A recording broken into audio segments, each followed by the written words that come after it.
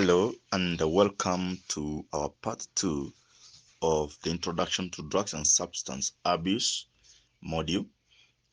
This morning, we're going to look at another dimension of drugs and substance abuse. And in this lesson, we shall be looking at from misuse to abuse, distinction and effects of drug abuse. It should be noted that, as we earlier said, that the man of God should be thoroughly equipped. It may be considered as unusual for a servant of God, a minister or a pastor, to learn, subjects as, psychological as drug and substance abuse. But this is one of the menaces that we are handling in our generation. And as we saw it earlier, and as we said earlier, that there is no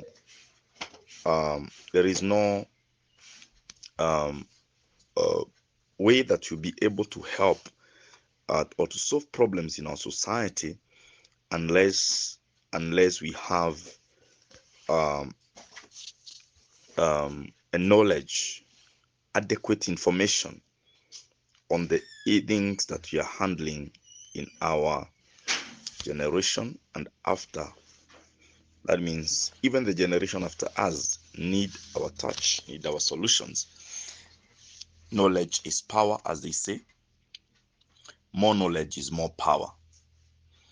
The man of God, the minister, the pastor, the bishop requires more wisdom, more knowledge of the life that surrounds his immediate environment.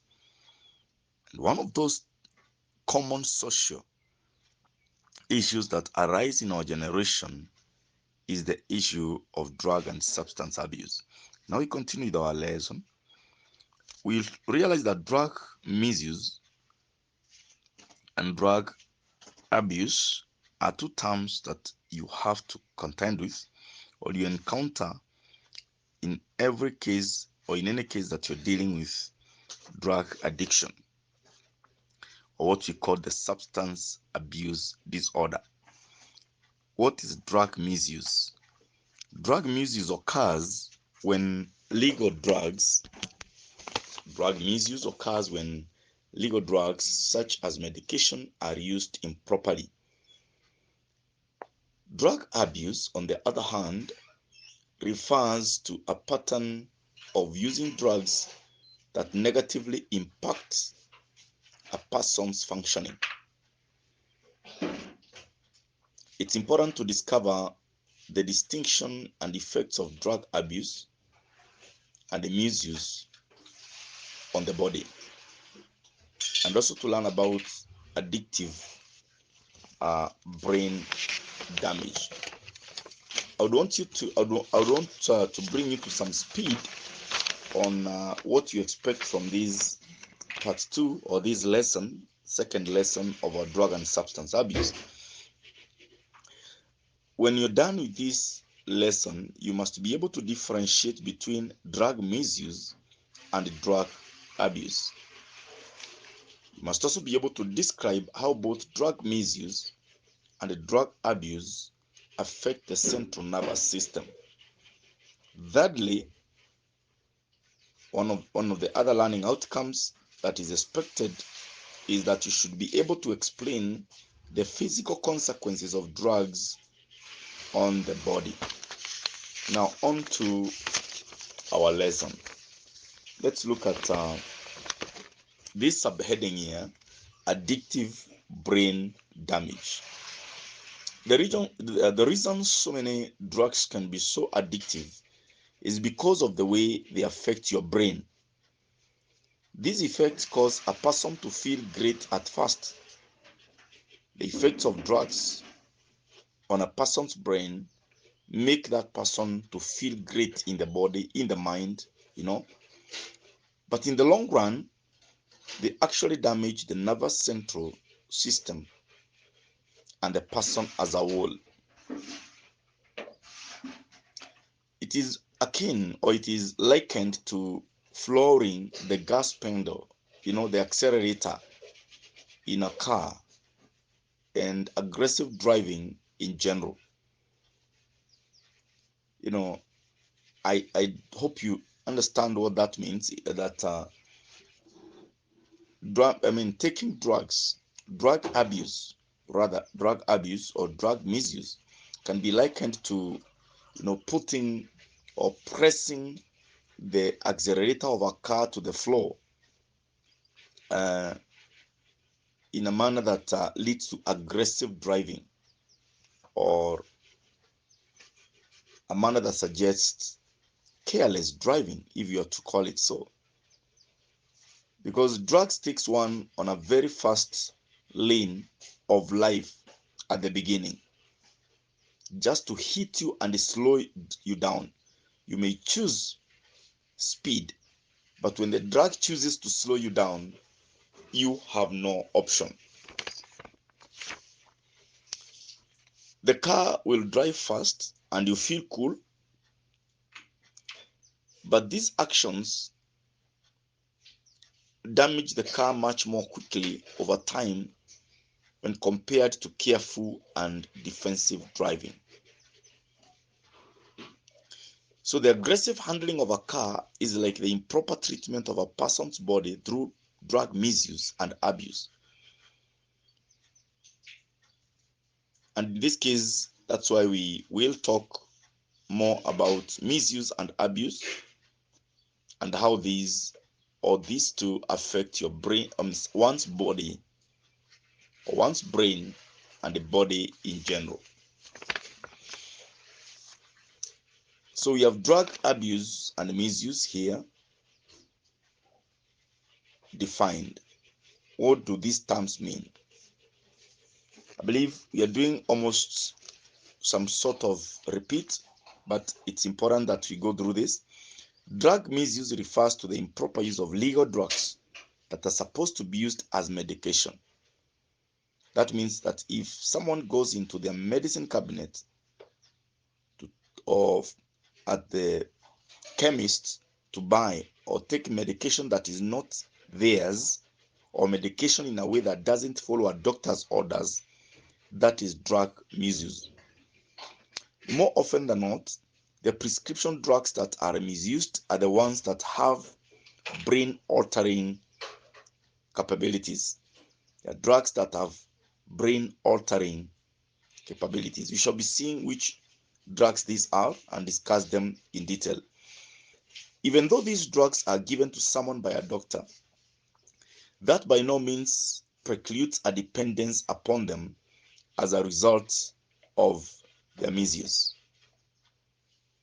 In fact, many times a dependence does occur, a dependence that, physiologically speaking, is akin to drug abuse.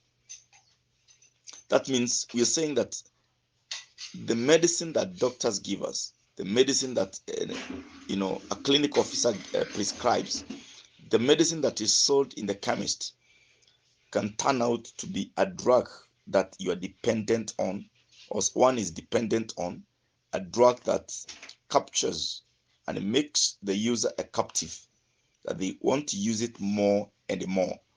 Drug abuse points to an inappropriate pattern of using any legal or illegal drug in a way that has negative consequences upon a person's psychological, physical, occupational, social, or health related functions.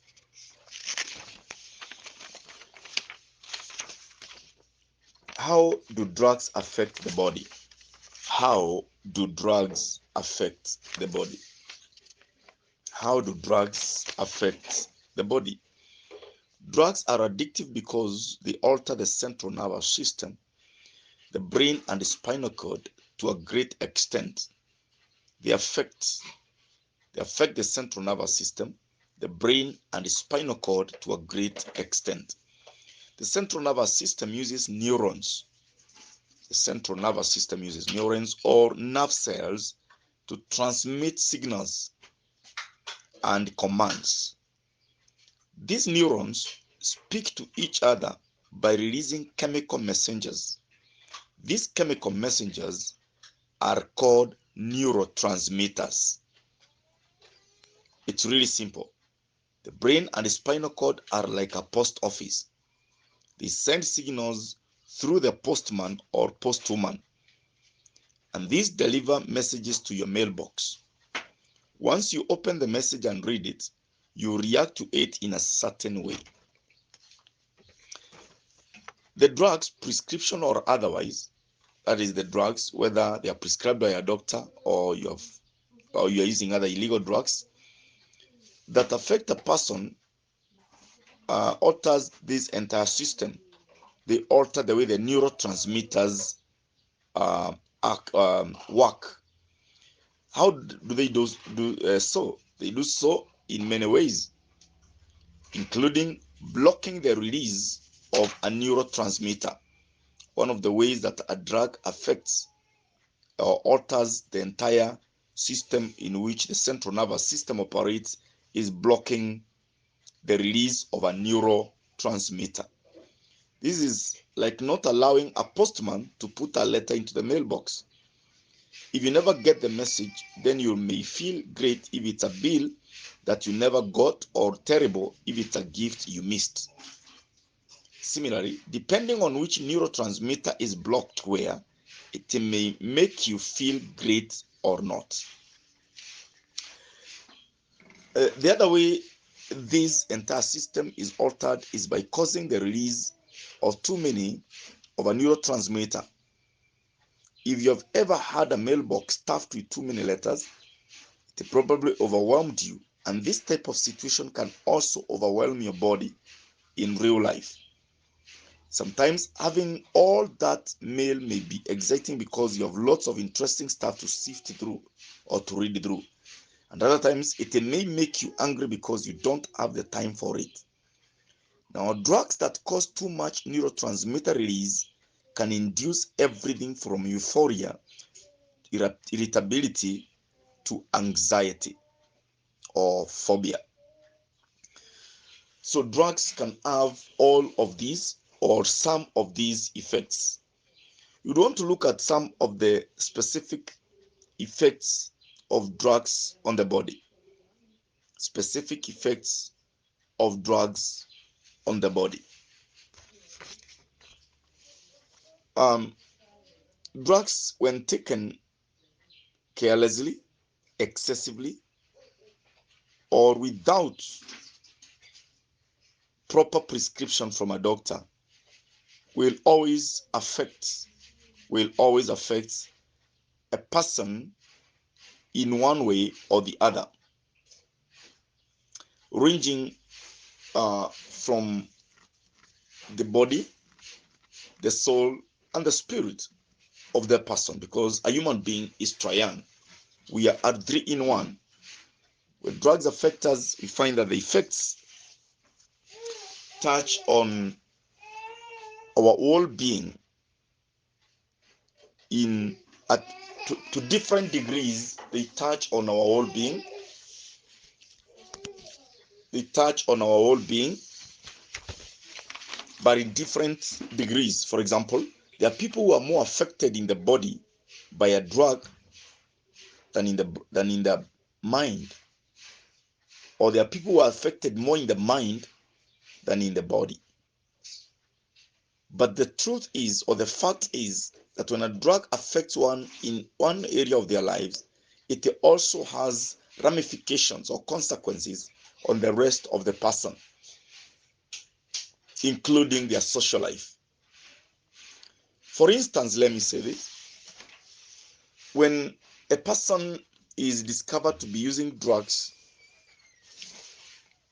or to be abusing drugs in a hospital ward as a nurse or as an orderly, a lay nurse, or as a doctor, the first consequence after this discovery is not what actually they may be going through without other people's knowledge. The first impact on that person is social stigma. The rest of the community, the rest of the hospital, stuff, the patients who come to know of these cast them aside.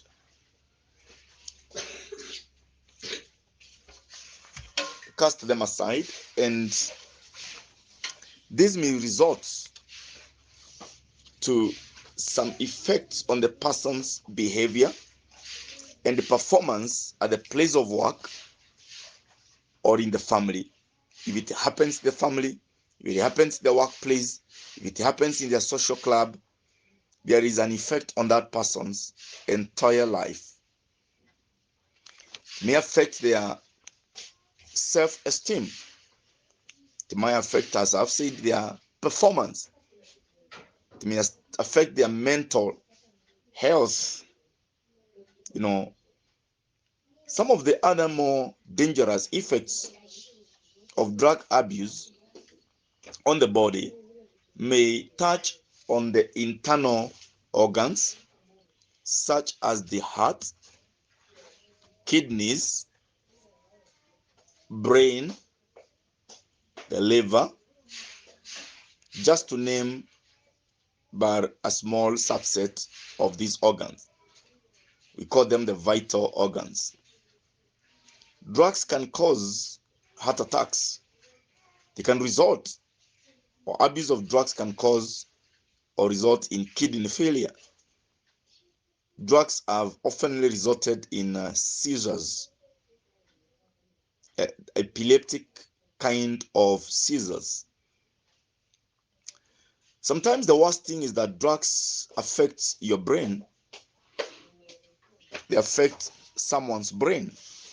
The user of a drug is affected in their brain. The reason I'm emphasizing that is that the status of one's life more often than not depends on the mental status. As a wise man said the other day, that your mental status determines your life status. It's the quality of your thoughts. It's the quality of your brain. And I'm not saying that this in terms of academics. No. I'm talking about the normal functioning, the sobriety of the mind. And you know that the Bible says that you have not been given again the spirit of fear, but the spirit of love. Spirit of a sober mind is one of those things that the Spirit of God has given unto us upon salvation. A sober mind, a sound mind. A sound mind is the highest level of mind. It is not a PhD mind that is the highest. It is a sound mind. Drugs affect the soundness of the mind, or call it the brain if you like. We said earlier that drugs either stop or send too many signals in your central nervous system. This is like shutting off the power to a home or causing a power surge. Both of them are disastrous. When there's a blackout, sometimes we even lose life in hospitals. When there's a blackout, if you are rearing chicken and you're using electricity, you may lose all your chicken if you don't have a backup. That is one danger of not having electric power. But also, excessive electric power being sent or released into your house is equally dangerous. That's what we call a power surge. When a power surge occurs, it means that more wattage is released into your wiring systems, into your appliances in the house. And we experience sometimes some appliances blowing up. Your fridge may blow up if you don't have a fridge guard. Your laptop may blow up. So many other appliances that use electricity in your house may be affected by a power surge or more electric power wattage being released into the system that connects to your house or to your power in the house. Now, in a similar manner that is how drugs affect the central nervous system. They may either shut it down or they may release too much, they may release too much of these signals into your body. So neither of these is good for the body. Neither of these is good for the body. Sometimes also, drug abuse may result to the generation of improper signals in the brain. Improper signals in the brain that results in permanent damage to the brain. And this manifests itself as difficulties in learning and remembering, as well as decision making.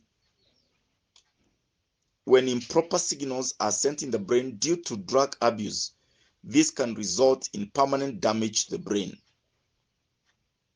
And we have said that one of the characteristics of these improper signals and the consequential permanent damage to the brain is difficulties in learning. A very good student regresses and starts earning very poor marks or not being able to learn or remember at all. It also affects decision making. It affects decision making.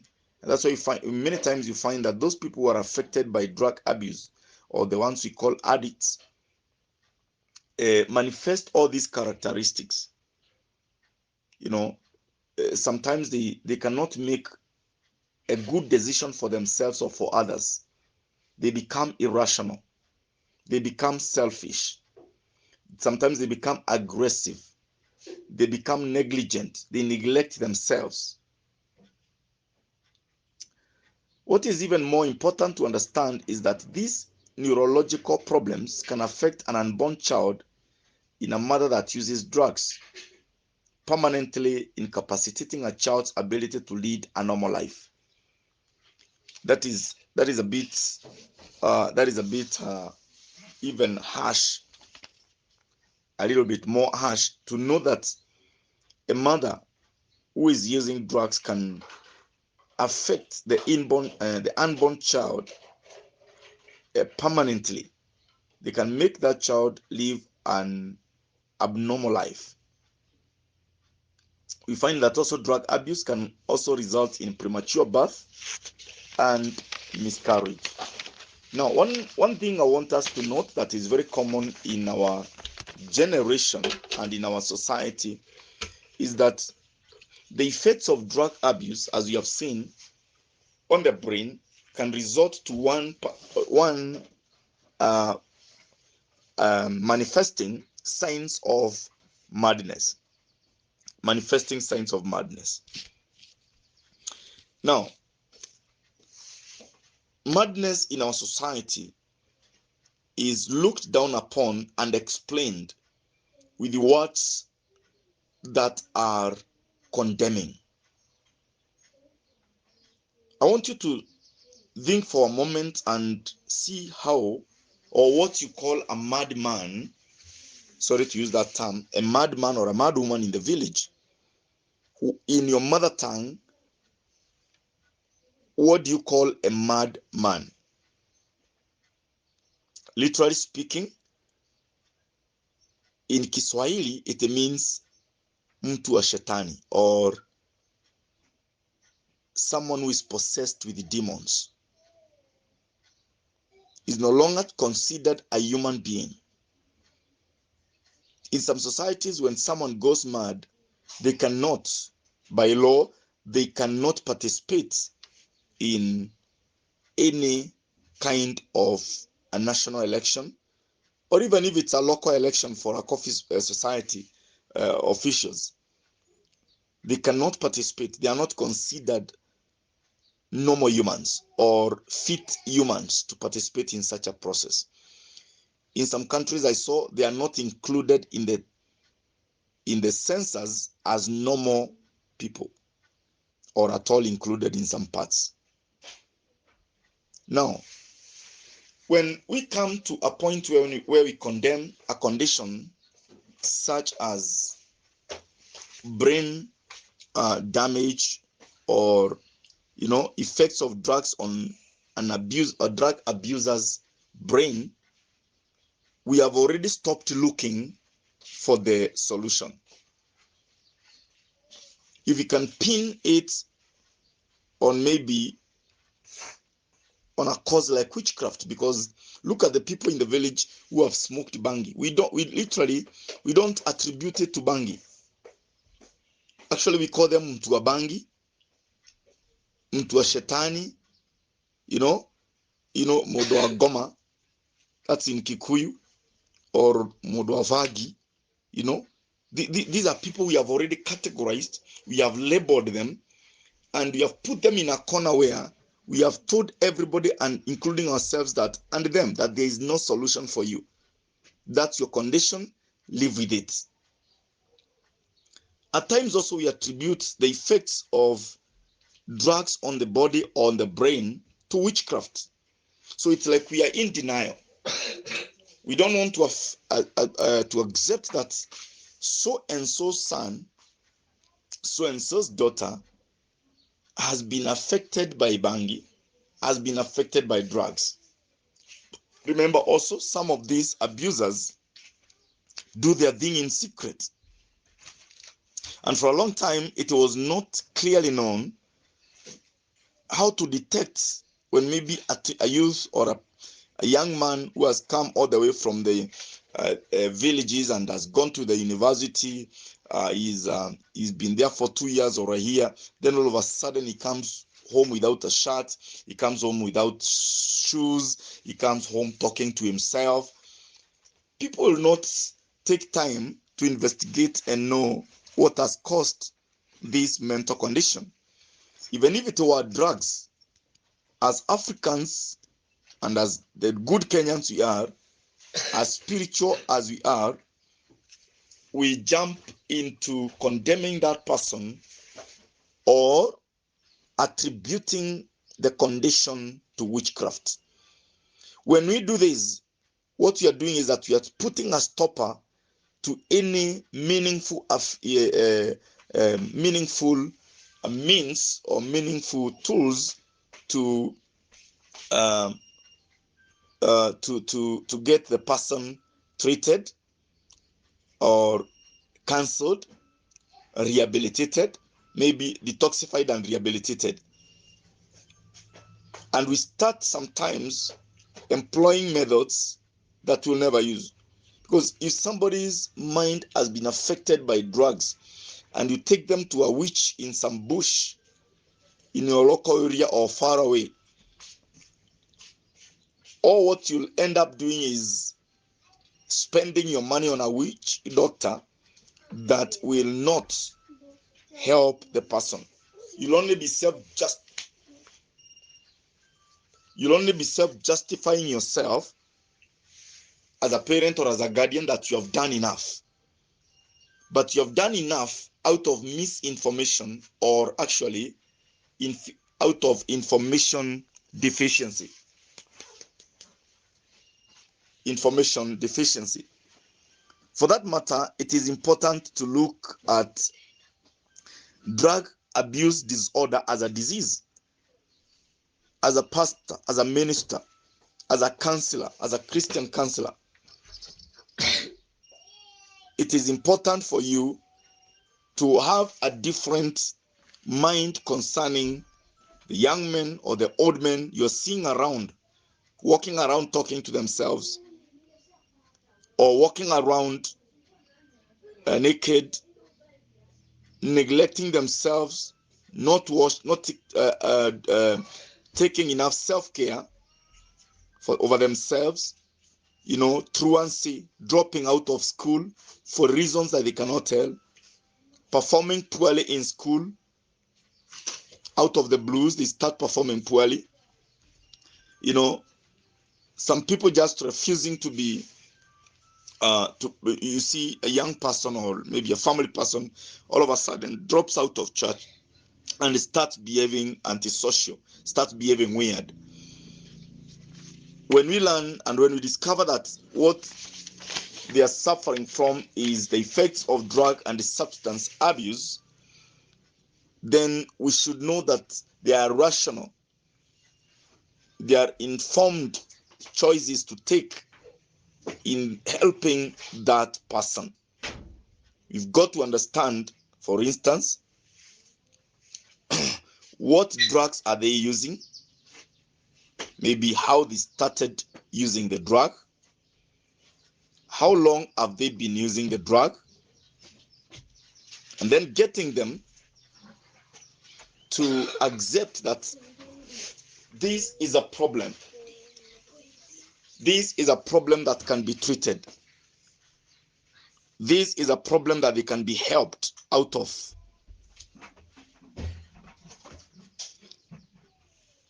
We shall be looking at more at how to deal with, how to help the patients of drug or substance disorder, drug and substance abuse disorder, later on in the next part of our series of lessons. We find that also, other than those very causes or those effects of drug and substance abuse, we have superficial effects of drug use. Superficial effects of drug use. Superficial effects of drug use. Superficial effects of drug use. For instance, we have such effects as, or symptoms as, severe weight loss, premature wrinkling. I hope you understand that what means. Severe weight loss. You find someone has lost weight all of a sudden in a very significant way.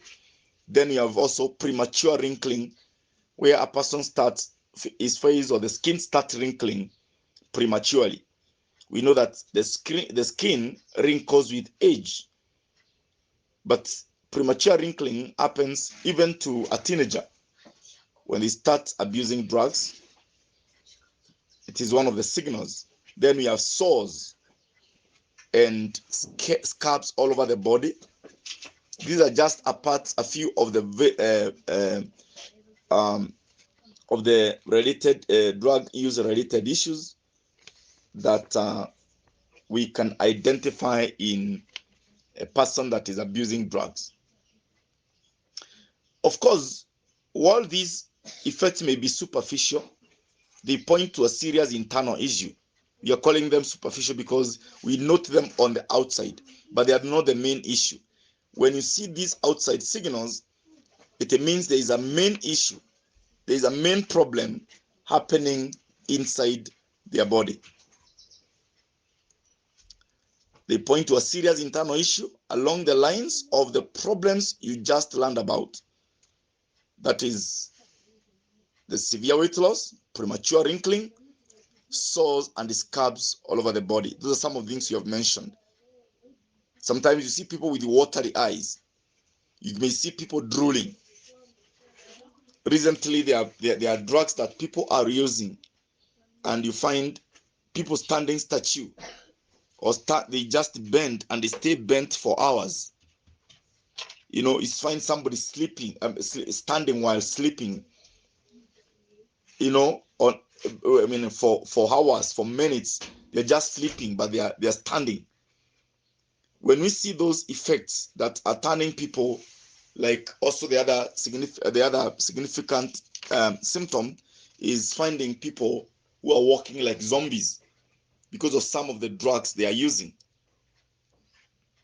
And let me say this, that these are some, we have said we shall be looking at some of these drugs more deeply in the next lesson, and seeing some of these upcoming drugs. They are very recent, they're emerging drugs on the market that are being used, that are having a very severe effect on the brain, on the central nervous system, and subsequently, on the entire body, And with this, We also know that drug abuse affects relationships or the social life of a person in a very significant way. I think we have already discussed that. They cause stigma. Sometimes you may be sent out of a family, or friends may throw you out because of some of the behaviors of drug addiction. Because once a person starts abusing drugs, they also start behaving in a very antisocial manner. They may start stealing from their friends, stealing from the family, just to finance their addictive behaviors. Other things like losing your job, falling out of school, or what we call truancy, poor performance in school and in life. How drugs affect the social life of a person can only be left to a movie story. If you look around and see how drugs have affected the lives of many people, the families, the marriages, it reads like a horror story. With that, you come to the close of this part of our of the part 2 of our series on drug and the substance abuse, an introduction. Next, we shall be looking at the